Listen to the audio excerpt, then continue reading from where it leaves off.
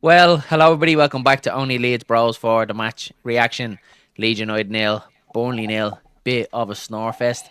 We are joined by Karl for the first time from Or No Better, and Joe B to bring a little bit of sense and try and calm us all down. That's why I had to ask you on, Joe, to try and bring a bit of calmness to me. Don't let me run away with myself tonight. Karl, we come to you first, buddy. Give us Yeah. a bit of a summary. What did you think of the game last night? I saw someone describe it as match fixing on Twitter today, and I was just like, Jesus Christ, if that's how they match fix, then they, someone's getting well paid for that, like, because it was absolutely borefest, like you mentioned. Um, I was at the game, and yeah, it didn't make for great watching, whether it was on the TV or whether it was at the game. It just didn't make for good watching at all, and for the price of the ticket, it was kind of like just a bit more on it. I don't understand how Burnley are so high up without scoring goals at all. Like I know that they keep them out, like, but Jesus Christ, like they've had what in the last 4 months or something, they've had like 12 nil draws. Like It's I, mental, I isn't it?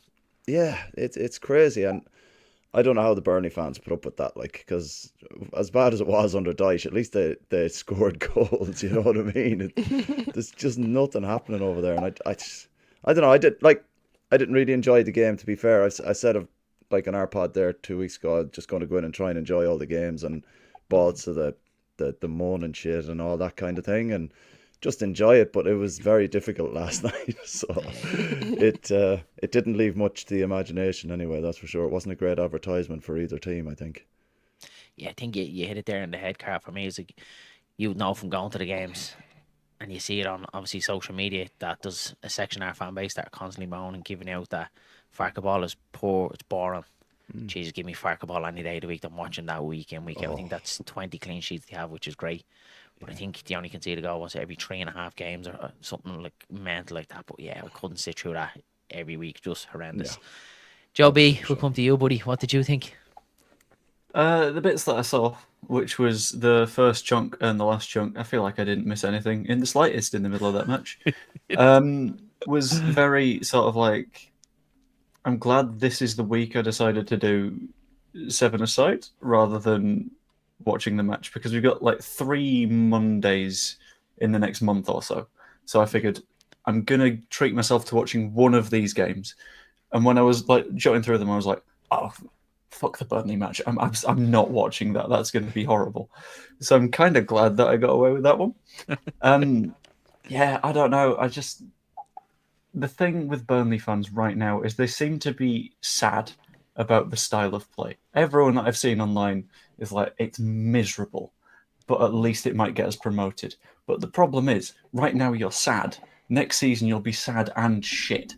So I'm not entirely sure what the benefit of any of this is. Like, why are Joe, you yeah, you bothering? on to calm me down, man. That woke me up. I just, oh, I know, Joe. I know. That's you can't think too far ahead, or you just get the shakes. Dillo, how are you? Very worked up. Last night. Have you had time to think about it? Decent point on the road. Are you still feeling the same? I still feeling the same. A little bit better, to be fair, but no, I'm trying not to get worked up, lads. Honestly, just, y'all calm me down, please, will you? Calm me down. Tell me a good story. Tell me, something good.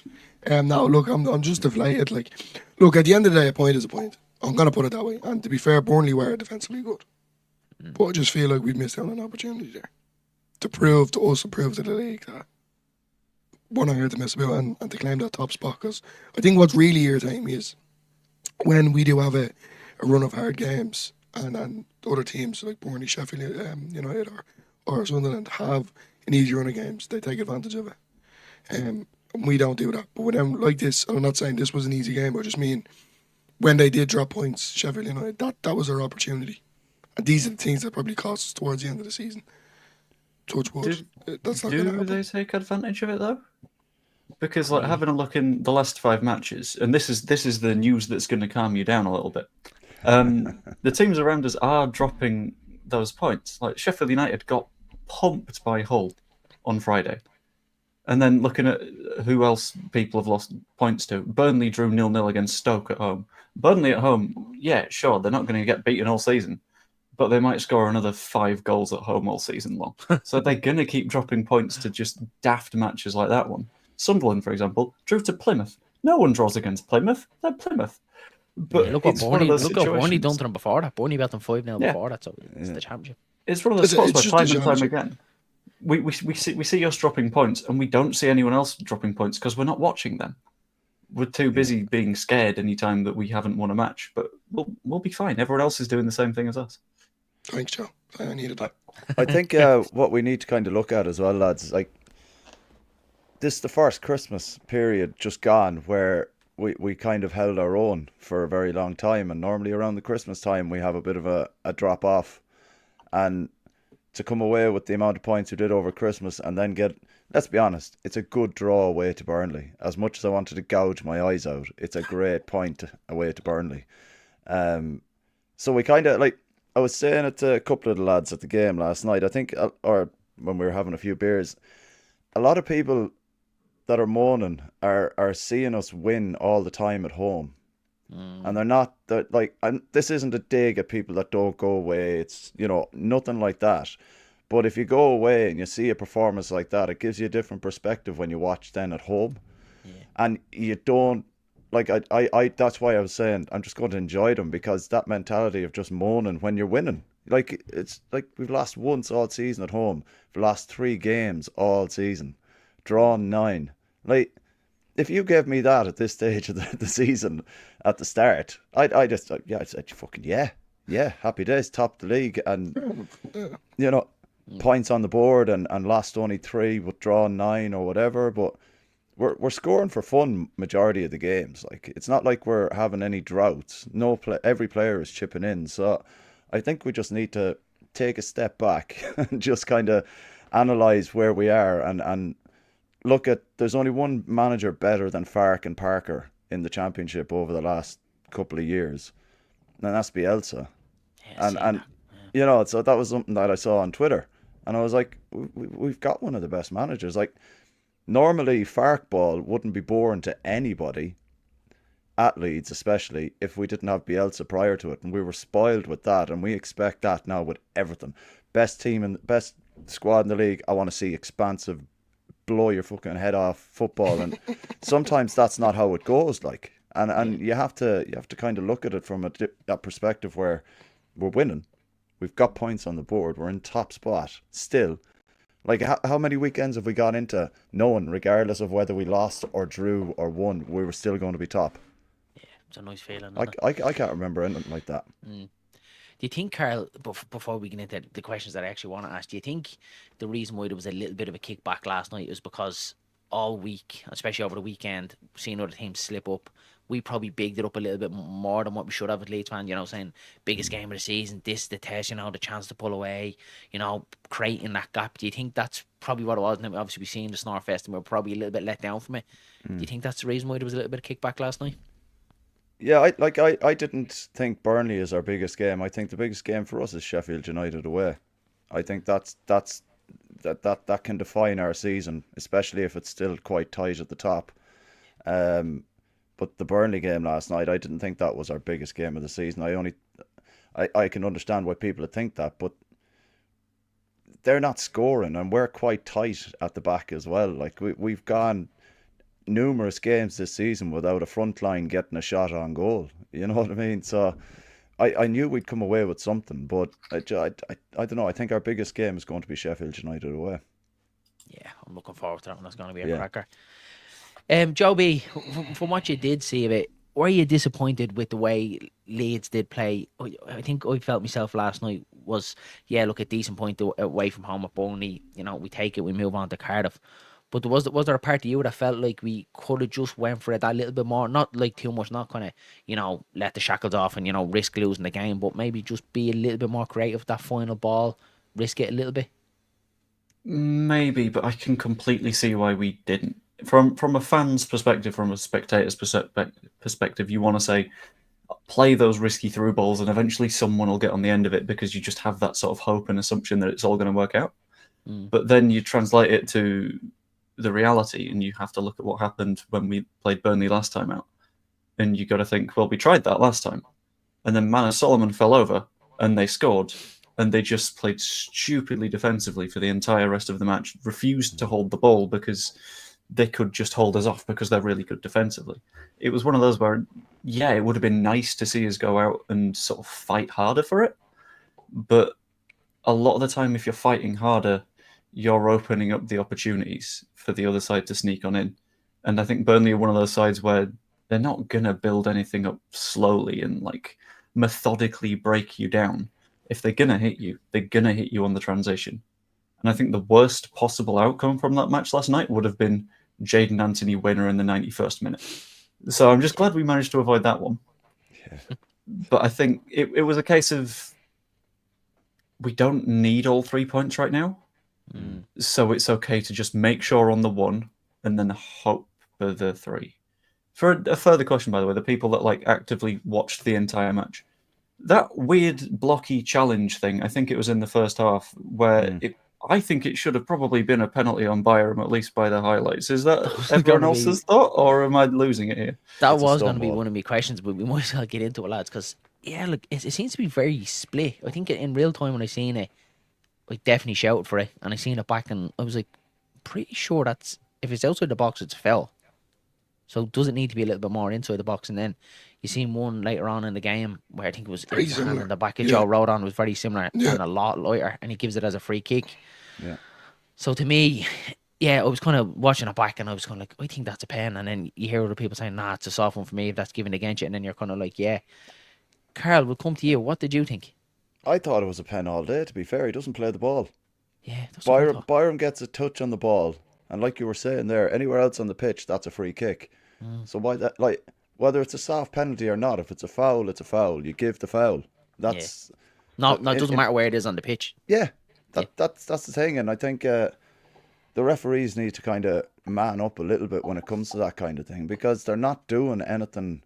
There's like the consistency is all over the place. We used to get an FAI League referees assessor on the pod, just going on about the performances of the referees, and we'd be talking to him as fans, and he'd be telling us, he'd be like, no, he's done all right there, but I was talking to him, I'd like to talk to him again about that one and see what his opinion is on that, because he's very much about refs being consistent in their decisions. And you made a good point there where the one on Rodon was quite soft, but it's pretty much exactly what happened to Byram in the box. So the consistency isn't there with the referees, and I think they're afraid with the likes of those games to give big decisions, Yeah, probably, yeah, because the spotlight is on it. Joby, did you have a chance to see it back? Yeah, and the best bit is I watched the Sky highlights of it, and which means that you get the wonderful dulcet voice of Don Goodman trying to explain that whatever anyway, did you? Yeah. Nice. Yeah, trying to explain whatever the ref did wrong. So in this case, I think he said something along the lines of he gets himself between the attacker and the ball, and he just stops him from getting to it. And it's like, yeah, by just running into him.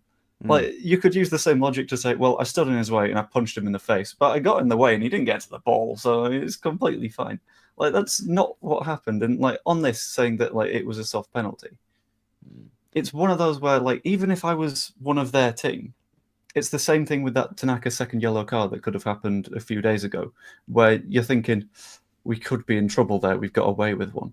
I think if I'm a Burnley fan there, that's exactly how I'm feeling, because they very much got away with that. And I don't understand how. Yeah, it's quite similar to the one Tanaka gave away against Blackburn. Yeah, It's it's actually true, Karl. very, very similar. Yeah.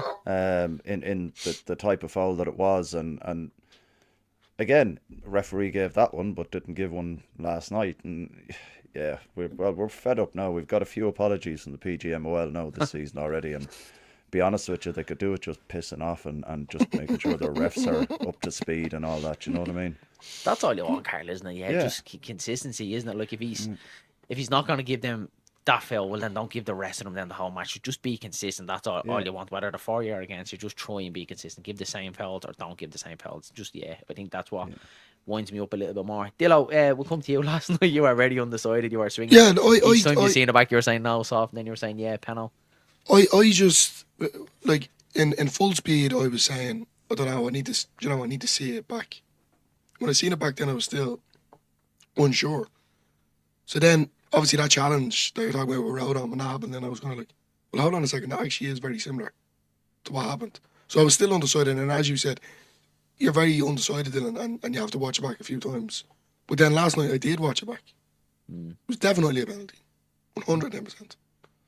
But I don't know what it was with me. I think I got inside my own head. Maybe I don't know what it was. I was saying, I don't think that is. I think it was very soft.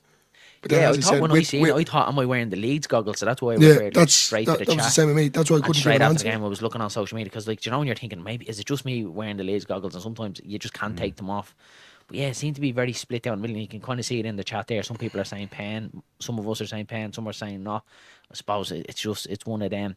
Karl, I'm going to come to you and bring you back to the start. Team selection. Do you think Daniel Farke got it right? And any changes you would have made? I wasn't disappointed that he brought Gruev in. I think he adds a little bit more stability on when the opposition are kind of pressing at us. And that's not to take away from Rothwell at all. He's been absolutely fantastic, and we purely fluked that midfield duo with Tanaka and Rothwell that time against Norwich. It was a pure fluke, and I don't think if Gruev hadn't got injured, we'd have never found out, and we'd have always just been sitting there. I think Farke knew what he wanted to do. He knew they were going to try and, the way they played, it looked like they were playing for mistakes to hit us on the break, kind of similar to what Joe was saying earlier. But we didn't play that high line, and the selection was probably like bar bleeding Pirro up front. Like, bringing him on for 20 minutes works. He gets goals. He's hungry. Just don't start him. Like, he's not he's not consistent enough starting to get the goals. Whereas when he comes off the bench, he's scoring more goals off the bench than he has when he started. Like, so he's got a lot to work with. Like, I'd like to maybe see Nanto played in the 10 or up front at some point. Like, we did buy him as a striker when we bought him, not a winger. And some of his performances for Italy and the under-21s, he's been playing in the 10, and he's been setting up goals and scoring as well. So he has options there, but we know Farke is stubborn like that. He gave us a 15-minute explanation as to why Joel Pirro was a 10 last season, and then started playing him up front. So we were like, what the fuck is that all about? But like, I think the formation and the player selection, it's fairly standard. It's just replacing one player for another in the midfield, which we know is one of our strongest positions now at the moment. So either way, I think we're fine, and the selection was grand for me. Like, I don't think there was anything Rothwell could have done differently. Yeah, I think I probably disagree a little bit, Karl. I kind of felt before the game when we did our match build-up was if he had went with Gruev, I didn't mind Gruev coming in, but I said if he goes with Gruev and Byram, we probably know what type of game he wants to play. Is obviously be strong, kind of sit in and probably play for a draw. Where it felt if he kind of went for Gruev and Firpo, he'd probably look to get at them a little bit more. And then if he went for Rothwell and Firpo, then he was really going to go for it. And then I suppose you could see towards the end of the game when Gruev is coming off injured, probably a minute and a half to go, he brings Gilavogi on instead of Rothwell to try and go for the game. So I think Farke was kind of happy enough with the draw. When you look back, it is a decent point on the road. It really is. But it's always just that, like, what if we could have nicked it, isn't it? It's always going to be in the back of your head. Joe B, when you seen the starting lineup, how did you feel? I sort of thought, yeah, that's probably about right, to be honest with you, because like, as I say, it's going to be one of those where you just don't want to make the mistake. And I think if you've got Rothwell doing his sort of trying to dribble his way through the lines thing, then that's opportunities to cock up a little bit. With Gruev on, you've got someone else who takes set pieces. Byram over Firpo, I completely understand. And as much as we say, like, is it because he was being more passive? I mean, there's a pretty good chance that Firpo isn't ready for this match. Like, he played 20-something minutes the match before. That doesn't mean that he's fit to do 90 this week. Yeah. So as much as I would have loved to have seen Firpo, he's not necessarily fully fit. I think the one main actual tactical decision that we can see was definitely made is the Gruev one.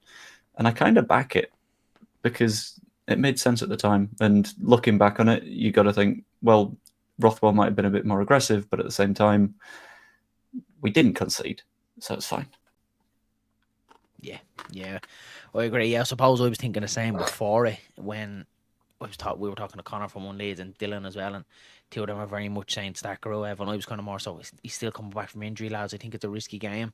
It's a big game to bring him in for, but he did so well. And like what you said, Joe, he added a little bit from set pieces as well, didn't he? Some of his set pieces last night were good at the box. We just couldn't capitalise on them.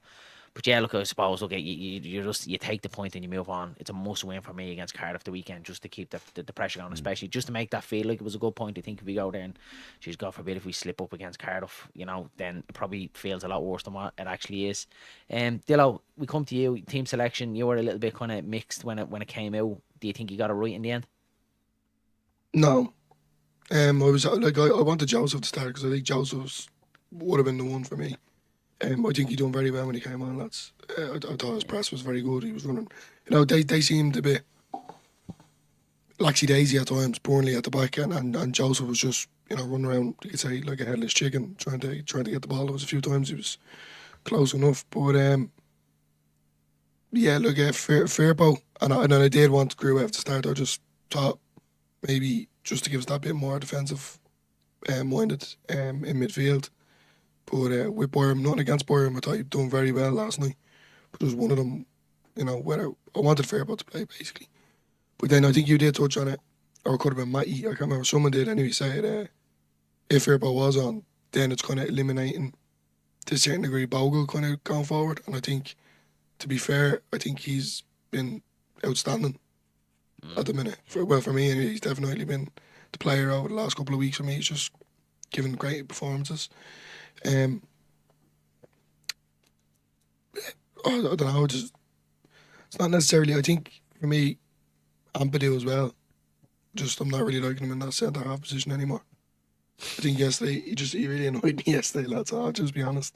He just gave the ball away too many times. But the tackle that he made kind of made up for it. Dylan's been very calm here, lads, because he rang me after the game about Ampadu, and he really went in on Ampadu. Karl, you were in the ground. What did you think of Ampadu's performance?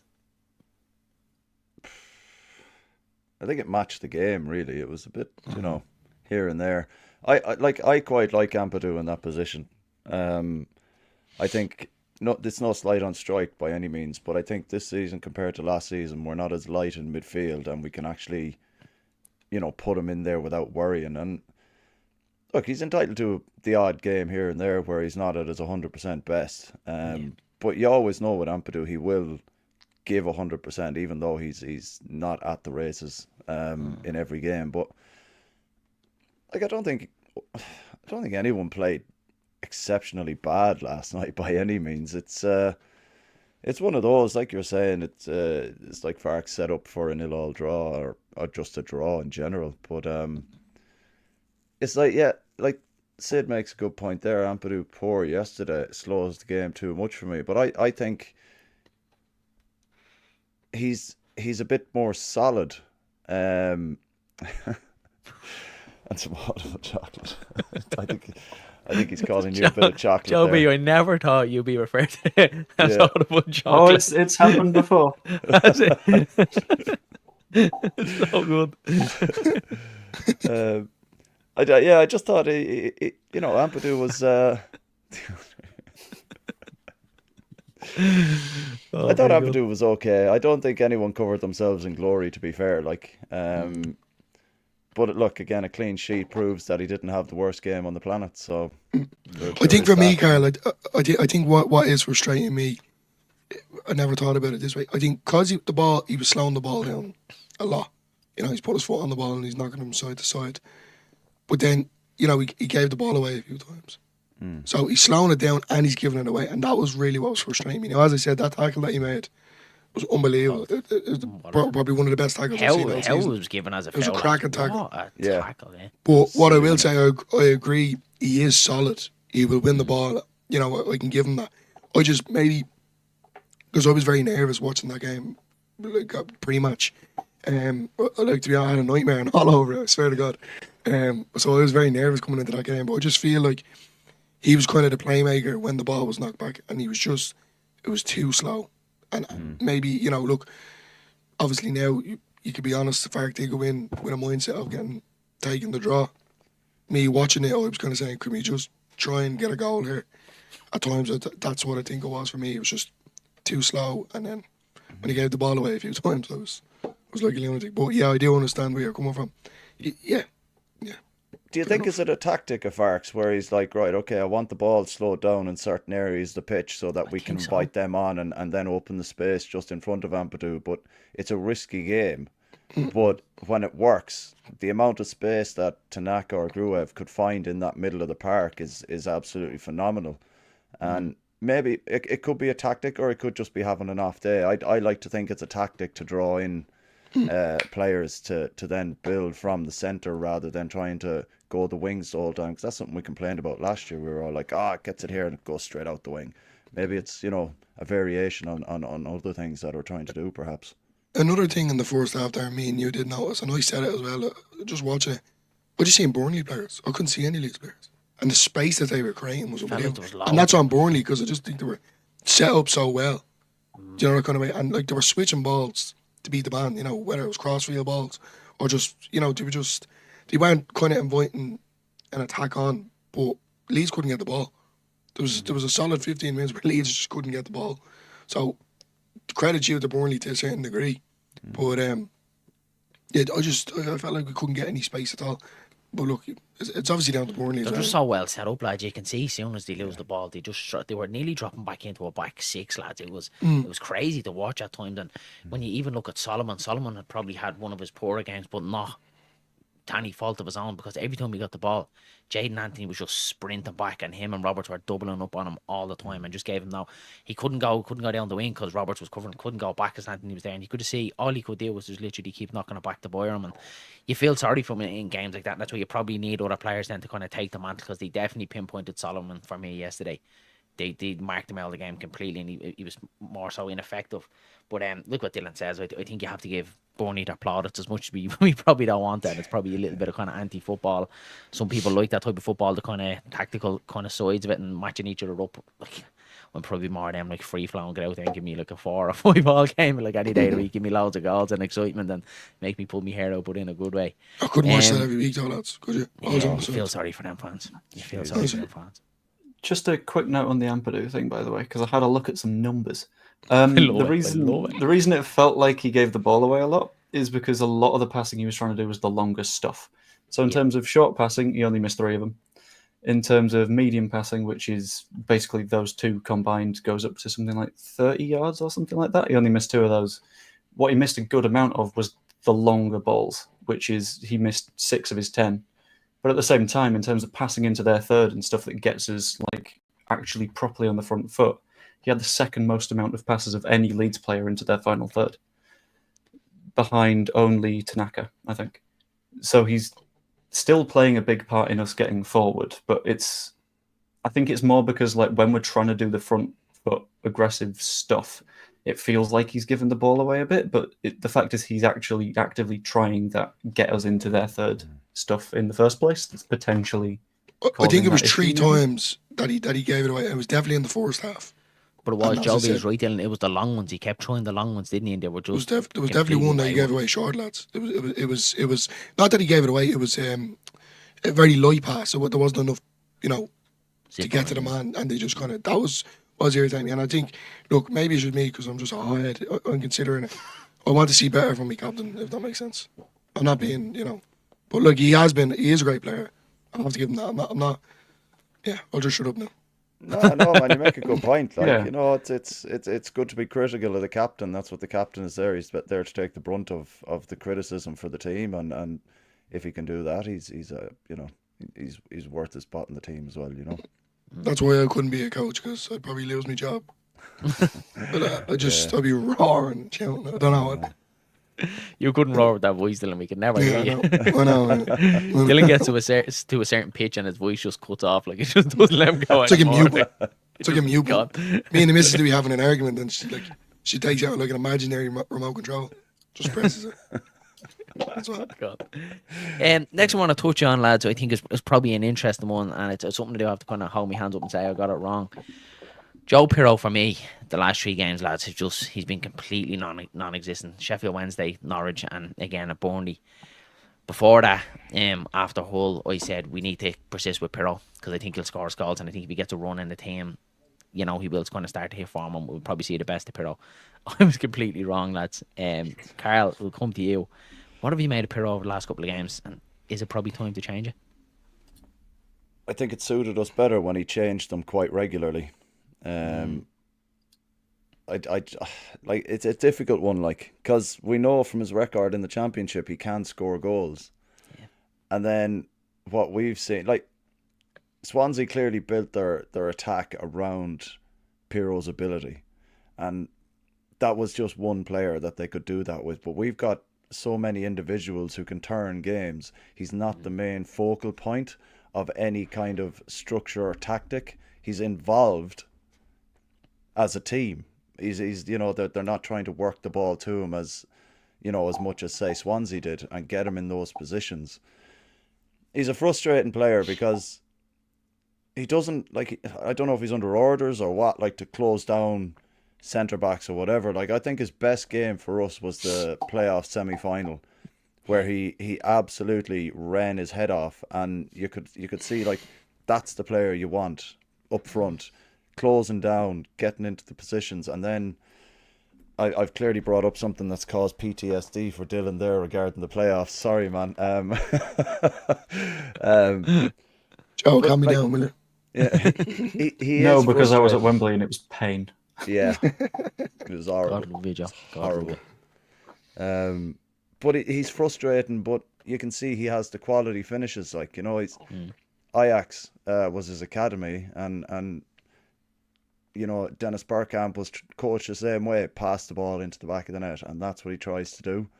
And you have to get him into certain positions for that to happen, because he's not leathering the ball, he's literally passing the ball into the net, you know what I mean? And the positions he needs to be in, we're just not doing it because we've got other players there that have the ability to score as well.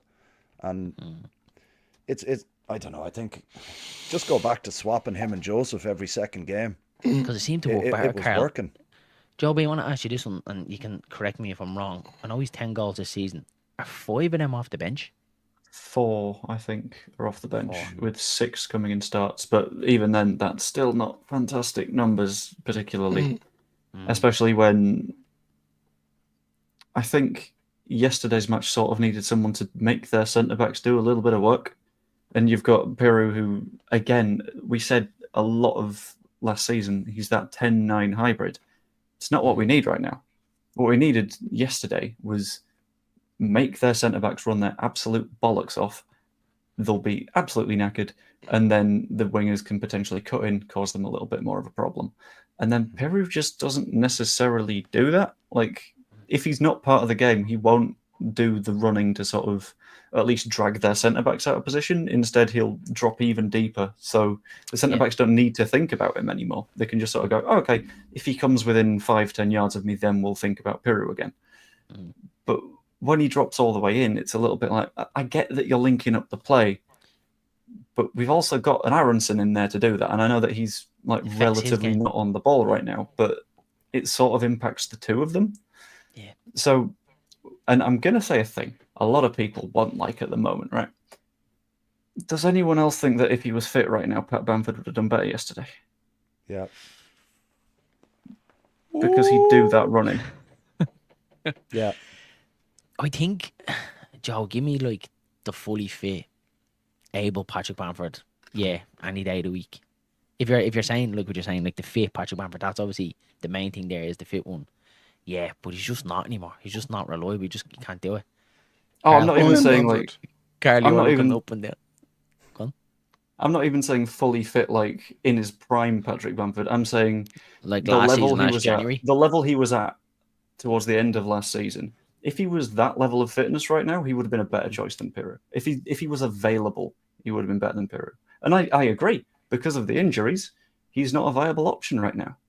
Yeah. But if we could effectively go into the transfer market, replicate someone with the same attribute and mindset as a Bamford, just not constantly injured, we're sorted, because that gives us all the options we need. Because that's what we're asking for, Joe, isn't it? We're asking for that, something a little bit different to Pirro and Joseph, someone that can do that. But that is the Paddy Bamford when he's fit and able, isn't it? And the best ability is availability, isn't it? And he's just not that. Carl, you didn't know where to look when Joe B said that. I, What do you think of that one? I think Patrick Bamford could probably do a job at 80%, 85% more than what Joel Pirro has done over the last 2 or 3 games. But I think we have a serious problem at the moment. We have a player in Patrick Bamford that we know is the type of striker that we kind of need up front, and then we have 2 strikers who both have different elements of what Patrick Bamford has in one, and we can't seem to make them both work at the same time, and that's frustrating because Paddy's got a lot of attributes that we could definitely, use right about now. But then Joseph has them, it has some of them, and then Pirro has the other bit of them. But we can't, we can't put them together to make one fucking striker that we actually need and can stay fit. And it's frustrating as hell, but that's just the only thing that. And I don't think frustrates they'd me be at here, the Carl, if you could combine Joseph and Pirro. They're probably not going to be at Leeds, anybody, in fairness, to be gone, to be out the door, especially where we are in the Championship. Yeah, that was a good one, Joe B. I'm a little bit worried about bringing that one up. Yeah, look, I suppose I think probably Pirro does need to come out of the firing line. Does he do it against Cardiff? I'm not too sure. But then you can look at it the other side. That's probably the game where he might get a couple of goals and bring his confidence back up. Yeah, but I think it was working better when Pirro was coming off the bench. And I think for me, when you seen Joseph starting, you probably could guarantee he wasn't going to get a goal. But like that, he'd run his socks off. And some people are fed up hearing that, oh yeah, he works hard. That's the minimum for a footballer. But I just felt when Pirro was coming on in that 70th minute, you just had that feeling he would get that goal. He would get that chance. When it's the other way around, like last night, and Pirro starts and Joseph comes on, I'm not as confident that Joseph can be that game changer and can get that goal for us. And I think that's probably where my issue is with it. So yeah, I think we do need to go back. I was probably saying that we need to settle on one and we need to kind of pick our number 9. But it probably is there's different horses for different courses, and just pick them as game suits and go back to what you were saying, Karl. It was better when we were swapping them and probably making other teams think. I think Parker probably knew yesterday that Farke was going to go with Pirro. So maybe go back to that little bit unpredictability and start mixing it up again between the two of them. I think is probably the best way, because that seemed to be working for us. What would you say, Joe B? Yeah, it's unpredictability can be very, very good for a team, and if we're able to sort of make that happen for a little bit, wonderful. But with the options we've got right now, neither of the 2 strikers we have are ideal. Like either way, and I'm just going to make this completely clear, I think even if we don't sign a number 9, we're probably going to go up anyway, because we just have a good enough everywhere else. But it'd just be nice to be certain, wouldn't it? Like, it'd be nice to be able to go, one of these 3 is going to start against your defence, work it out to other managers. Yeah, I agree. I think we just need that as Leeds fans, Joe, don't we? Because of the PTSD that's just in the whole lot of us and in our DNA now, is that we need that comfort, don't we, as Leeds fans? We need it. Like, we need to be seeing that we're going to be okay. We always needed to be minded and hand around and go, don't be worrying, lads. But That's what Joe's for. we even think if we do it, Joe, like, if we probably do go get a striker and get a number 10, we'll probably still be like, oh, well, we should have done this, we should have done that. We'll probably still be living on the edge going, are we going to go up this season? It's just, I think that's just football. You're always going, and that's probably the enjoyment of it. Dillo, you, buddy, I know you're a Pirro fanboy. You love Pirro to bits. Before we move on, would you change him against Cardiff? Yeah, as I said, I wanted Joseph to start against Burnley. I just thought he made look, he didn't do a whole lot. He done the running, as you said, but I just feel like at times they were kind of a bit, this fella's running at me at 100 miles an hour. He's kind of just putting the pressure on. As you said, Pirro, I don't know words to say this. He was just trampoline. Everything was bouncing on him yesterday. So, look, I agree with Karl. Maybe we should go back to that. I don't think we should have ever changed it, to be honest with you, because I've been banging this drum throughout the whole season. Last season we fell short because we were relying on individual 3 players. We didn't really utilise our bench. I think this is a season where we really should. Yeah. Because we have the quality deal, don't we? Yeah, 100%. Even down to Nando, lads. And I know I've been hating on him as well, but he's still a top class quality player. And I agree with Karl, actually, when you're going back just there. I would like to see Nando up top. 100%. I think that could be a show. Yeah, I'd like to see him giving a go on the tennises. It feels like to me there's still like unfinished business with Nanto. I feel like if we could get him going, he hasn't hit them heights of what we've seen and what we know he can do this season at the start. Brilliant, but he's completely tapered off. How good would it be, lads, if we could get Willie Nanto back up to his fit and firing and full self coming into the end of the season? That would be unbelievable. You could see Ramazani, he's starting to come back into it yesterday. Like what you said, Karl, none of them didn't play bad, but none of them played well. He was brilliant at Chef Wednesday, brilliant at Norwich. So it's coming at a good time, isn't it, that we still have these players kind of pushing out in the wings. There's just a few bits. And that kind of brings us on to transfers, lads. There's one that I think has been doing the rounds. I don't know if there's any truth in it. Joe B, you be your man in this, Oxlade-Chamberlain. Before I get into it, guys, for me, if we're looking at Oxlade-Chamberlain, I think there's something completely wrong. A player that's constantly injured. We've seen him at Liverpool, even his time at Arsenal, just constantly injured. I think that's probably the last thing we need as Leeds United, signing another injury-prone player. We've someone like Solomon who I think probably just fills that void of an injury-prone player that is probably, we can't sign anymore and rely on. Jobby, we come to you. Any truth in that? And was that one that you'd look at? So it seems to be one of those sort of rumours where everyone's seen that Aronson didn't have the best of matches last night and is therefore screaming, let's get an attacking midfielder. And then all of a sudden, this link with Alex Oxlade-Chamberlain comes in. It's so weird. What gives... The entire story came out of a single article in The Sun. Multiple issues with this already, being The Sun, one article.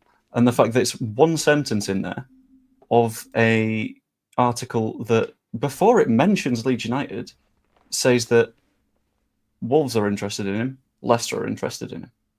So, A, you've got an issue of there are Premier League clubs with an interest, so if he has a choice, he's going to go there. B, you've got, it's the most tenuous link ever, and you've got to consider the fact that if he is suddenly linked with all of these high-profile clubs, is that the case of an agent going, look, let's get a little bit of a conversation going around our player? And the third part is, as you've mentioned, he's constantly injured. He's played 6 matches for his side this season. And even those were at left wing. So it would be one of the stupidest signings we could possibly make. And if we did do it, I would be a little bit disappointed. But then I would go back to my standard, sod it might be fine, kind of positivity and hope. But it's like you've accepted defeat already, Joe. We're signing him for fuck's sake. no! That be positive poster is going to be ripped right down. I was just looking at that myself. He loves it. He loves it. Karl, what do you think of that? Any kind of links to that? Any reason why Leeds should sign him? That's the first I've heard of it, lads, that you popped it up on the screen. It popped up last night in our watch along, and then it popped up again then in our Insta match. A couple of people spouting about, and it just blew my mind. I just thought it was a loose link, just someone seeing something, but seems to be a few people are. He was quality back in the day when he could stay fit. There was always a good player in there whenever he played, but like you were saying there, with the injury record, sure, like we can't be taking him in and then burdening the medical staff with that again, like, you know what I mean? They've enough in their hands with Bamford. Maybe like Joby, did he read it wrong? Is it Leeds General Hospital that he's been transferred to? No, Bamford is. Maybe. Yeah. Maybe it is to give Bamford a bit of company, maybe something like that. Yeah, but I Someone think to chat, talk to. Yeah, we'll stick to transfers and then have one more after this. Obviously, the main one that's been linked today, and we've seen the main news outlet in Jerry Lynch, we're linked to Matt Target, lads. Anyone else find that a bit of a head scratch? Might be a Firpo situation. Dillo, we come to you. What do you think of that one? Yeah, I don't know, like, because I'm still kind of hesitant on the Firpo situation. Just, he's back from injury. This injury, obviously, like, it's going to take him a while to get back up to speed, but I don't know, I just thought he'd be utilising him a little bit more, considering, by the way, Byron's been unbelievable. He's been Mr. Consistent all season, but he seemed like Firpo was one of his favourites. True. But look, at the end of it, maybe I'm reading into it a bit too much. I think he's just probably not fully fit. I think what Joby said, I think he's just not fully fit yet, maybe. So, but then, like, in the back of my head, because I'm the Leeds fan, and I know Joe's here, I know he hates when I say that, but I'm considering there's still a week left in this window, and, I got up in the morning, all of a sudden I see, Firpo's had to agree on a deal with Bettis, and then, I just go mad altogether. That's just, I don't know, it's... That's the worry with the Dillo, innit? It's like he's out of contract in the summer, and you can bring in someone to kind of replace him now, or do you wait until the summertime and when you're in the Premier League and go for a better left back? I'd take Target on a short loan deal to the end of the season. I wouldn't See how we go.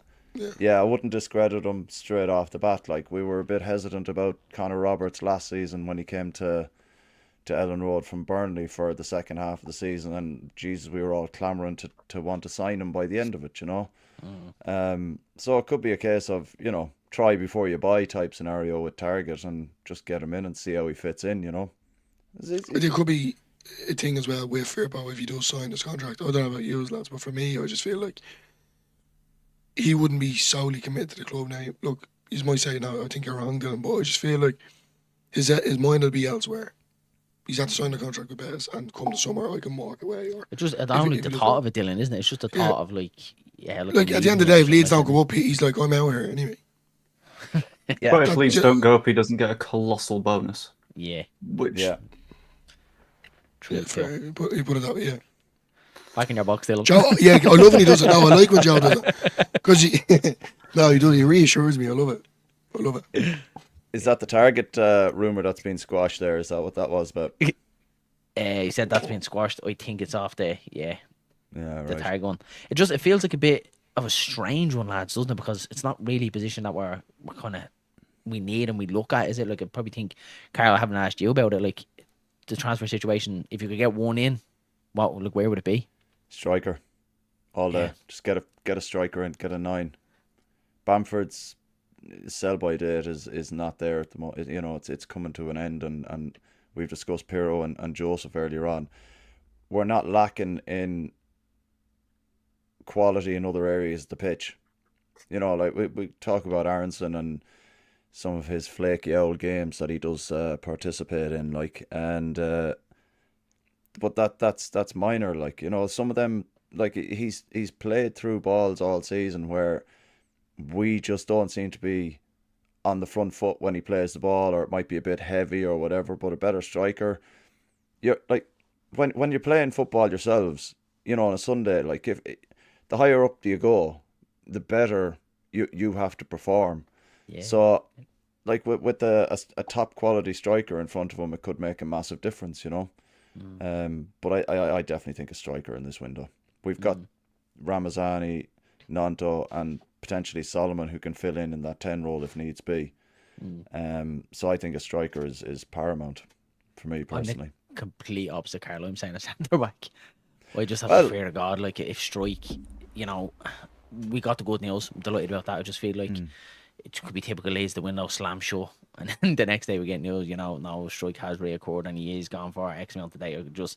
I can see it. I think just a little bit of cover in centre half. I think if Ober felt like he was okay and he was fully fit, I wouldn't mind it. We've heard Farkas saying that every time he's played, he seems to have this swollen knee that keeps going up, and he's struggling with the knee issue this season, which probably sounds like there's a little bit more behind it than what meets the eye. So probably complete opposite. I think thinking of centre half, and the reason being because what I mentioned with Ramazani and Nanto, I think if we can get them to their levels, they could really add to scoring goals as well. But I can get where you come from, the striker part as well. Joe B, who would you get? I'd lean towards the Bamfordy 9 if it's doable. I don't know who's around. I don't know the same sort of depth of knowledge as I'm sure that our scouts do. But someone that does that same stuff is sort of a must. And I've been having a look at the chat as we've been going, and someone suggested striker that can play 10. The issue with that is then you've got someone who just does what Pirro does. That's it. Because 0.2, wasn't it? He's a striker that does the 10 thing, and specifically mentioning Cameron Archer just to quash that one as fast as we can. He's played 21 times for Southampton this season. He scored twice, and he can't even get into their first team. If you're doing a loan to buy, you kind of want someone that when you buy them is of a reasonable standard. And on the Danny Ings one, we're saying we don't want the injurable players. And if you're talking about players that have consistent injuries that have interestingly also come out of Liverpool in their career, I think Oxlade-Chamberlain and Danny Ings are just the perfect combination to squish together. But I don't see any of those particularly. I think striker has to be it. Lads, I put it to you, out of any kind of strikers that could potentially be loaned out from the Premier League, from a Premier League club, who? I think like This is the Ferguson thing. has been the name, I was but it going to feels. say that. I think Ferguson is wild card. Like you know him for being Irish. Mm. Like he's a serious talent. Like if you got him in a Oh, he championship, is. like he just promotes now, he'd be unbelievable. And he does kind of do that. He's strong, gets in the box, scores goals, can hold the ball up. Very similar to what we we're saying, mixing that kind of Joseph and Pirro kind of link together, can finish as well. But I just don't see it happen. He has been linked to Leverkusen as well. So yeah, I can't see it. It was kind of loosely at the start of the window. I was kind of thinking, is there kind of something in this? But yeah, like that. Who else is around you? You kind of need someone that has played a little bit of football, that's kind of has a bit between their teeth to prove it. Yeah. It's very, very hard in the January window, isn't it? Because you could be potentially getting someone like Matt Target that hasn't played football at all. And do you really want that? You want someone coming in, trying to get them up to speed. You kind of need someone to come in and, hit the ground running almost instantly, isn't it? Yeah, you definitely need that. And then I think with the strikers, that would probably be options. Ferguson would be the best one out of the lot. But then you're really scraping the barrel then to try and find one outside of that. Like, I saw someone say McAtee in the chat earlier on with a 25 million. He's to Leverkusen as buy. well, I think, is he? Is he off there as well? I think Yeah, Joby, he's isn't it? Leverkusen, yeah. Leverkusen as well. Yeah, they're cleaning up out there. Yes. Yeah, Xavi Alonso's a serious pull there, like, to be fair, and they've got Champions League football. That'd be good for Ferguson to get the Champions League football if he went out there, Yeah. That'd be a very good experience for him, especially playing for a guy like Xavi Alonso who he's won it all, and what he did with Leverkusen last year was just unreal, like, unreal. Yeah, I suppose the only kind of hope that I kind of see in it is that it's very, very quiet at the minute around Leeds. There's very little by way of kind of credible links. And that's usually when something does happen. And when something does happen, we've seen it. It seems to happen kind of very quick and very instantly. I'm kind of 50-50. I'm not too sure if something is going to happen, especially with the kind of the window closing in. Dilo, are you confident that we get anything done? Yeah, to a certain degree, but at the same time, we are Leeds and we like to leave things till the last minute. But then at the same time, to be fair to the 49ers, everything's hush-hush, So I'd like to think there's something in the background. But I agree with Joey. I definitely think a striker now is a must to that quality of what Bamford could do. But then the other side of it, I'm saying, if he's not rotating Aronson, maybe a 10 is a must as well. But I think we can admit Solomon does play in that 10. But I just feel sorry at Aronson because I feel like I'm giving him stick, but I'm not. I just feel like the fella needs a rest. That's all. I'd like to see the someone one with here that. that Sid has, and the last question, lads, with the Brendan Aronson one, he did look shattered yesterday. He still gave 100%, but I'm just so worried about him, lads, that he's just going to be soft. If he doesn't get injured, I just feel like there's just not going to be enough left in the tank when it comes down to the business end of the season. Joe B, come to you about Brendan.